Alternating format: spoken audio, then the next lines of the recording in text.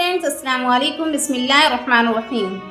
آج ہم بیان کرنے جا رہے ہیں ایک ایسا واقعہ جو ایمان کو تازہ کر دیتا ہے، دل کو اللہ کی یاد سے بھر دیتا ہے۔ یہ ہے حضرت محمد صلی اللہ علیہ وسلم اور جنات کا ایمان افروز واقعہ، ایک ایسا قصہ جس کا ذکر خود قرآن مجید میں بھی موجود ہے۔ نبی کریم صلی اللہ علیہ وسلم مکہ مکرمہ کے قریب ایک وادی جس کا نام نخلا تھا تشریف لے گئے۔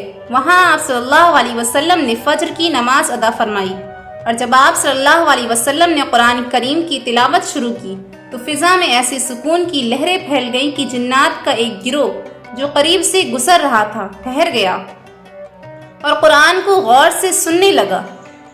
اللہ تعالیٰ فرماتا ہے، اور یاد کرو جب ہم نے جنات کو ایک گروہ کو تیری طرف بھیجا تاکہ وہ قرآن سنیں۔ جب تلاوت ختم ہوئی تو وہ جنات اپنی قوم کی طرف لوٹے اور کہنے لگے، اے ہماری قوم، ہم نے ایک ایسی کتاب سنی ہے جو موسیٰ علیہ السلام کے بعد نازل ہوئی ہے، جو حق اور سیدھے راستے کی طرف رہنمائی کرتی ہے۔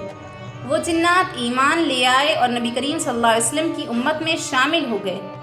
کچھ عرصے بعد نبی کریم صلی اللہ علیہ وسلم کو پھر حکم ہوا کہ آپ جنات کے درمیان جائیں۔ آپ صلی اللہ علیہ وسلم رات کے وقت تشریف لے گئے۔ وہاں ایک میدان میں جنات کی بڑی جماعت جمع تھی۔ حضرت عبداللہ بن مسعود فرماتے ہیں، میں بھی پیچھے پیچھے گیا مگر اندھیرے میں نبی کریم صلی اللہ علیہ وسلم کو کھو بیٹھا۔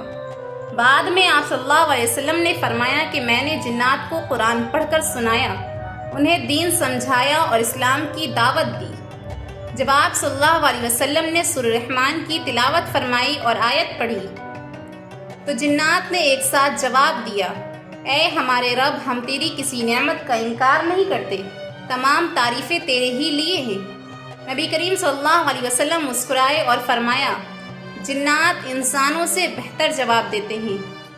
پھر جنات نے عرض کیا، یا رسول اللہ، ہمارا کھانا کیا ہے؟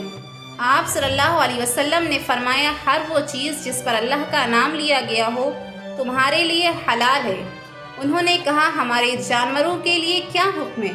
آپ صلی اللہ علیہ وسلم نے فرمایا، ان کے لیے وہ ہڈیاں ہیں جن پر بسم اللہ پڑھی گئی ہو اور تمہارے لیے گوشت بن جائے۔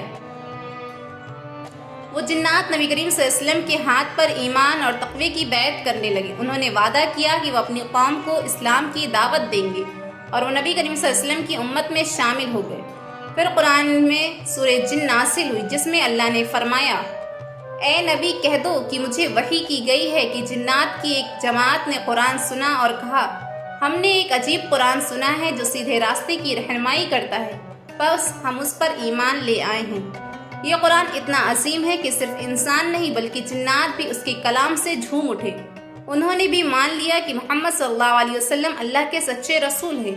اور ایک دن ایک شیطانی جن نبی کریم صلی اللہ علیہ وسلم کی نماز میں خلل ڈالنے آیا، مگر نبی کریم صلی اللہ علیہ وسلم نے فرمایا، اللہ نے مجھے اس پر قابو دے دیا، میں چاہتا تو اسے مسجد کے ستون سے باندھ دیتا تاکہ تم صبح دیکھتے، مگر مجھے سلیمان کی دعا یاد آ گئی، اس لیے میں نے اسے چھوڑ دیا۔ یہ ہے ہمارے نبی صلی اللہ علیہ وسلم کی رحمت کی انہوں نے انسانوں کے ساتھ ساتھ جنات کو بھی ہدایت دی، ان کے لیے بھی علم، ایمان اور تقوی کا پیغام لائے۔ تو دوستو، یہ واقعہ ہمیں یہ سکھاتا ہے کہ قرآن صرف انسانوں کے لیے نہیں بلکہ ہر مخلوق کے لیے ہدایت ہے۔ نبی صرف ہمارے نہیں بلکہ تمام جہانوں کے لیے رحمت العالمین ہے۔ آئیے ہم بھی قرآن کی روشنی میں اپنی زندگی سنواریں اور نبی کریم صلی اللہ علیہ وسلم کے پیغام کو دنیا تک پہنچائیں۔